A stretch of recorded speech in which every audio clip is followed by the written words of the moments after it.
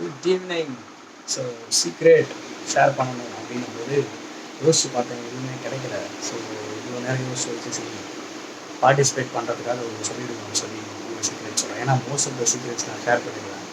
ஒரு சீக்ரெட் இருக்குது, இன்ட்ரெஸ்டிங்காக இருக்குது ஷேர் பண்ணுறதுக்கு. ஆனால் அதை ஷேர் பண்ணுறதுக்கு மற்ற 2 பேர் ஒத்துப்பாங்களான்னு தெரியல. ஏன்னா அது நாங்கள் 3 பேர் பண்ண கதை. ஸோ அதை நான் சொல்லலை, இன்னொரு சீக்ரெட்டை சொல்கிறேன். ஸோ அந்த சீக்ரெட் என்னென்னா, நான் ஒரு தடவை நான் 12th first year second year பண்ணும்போது ஏதோ ஒரு பொண்ணுக்கிட்ட பேசுறதுக்காக அவங்க வீட்டுக்கு கால் பண்ணியிருந்தேன். ஸோ அவங்க வீட்டுக்கு கால் பண்ணும்போது அவங்க அம்மா எடுத்துட்டாங்க.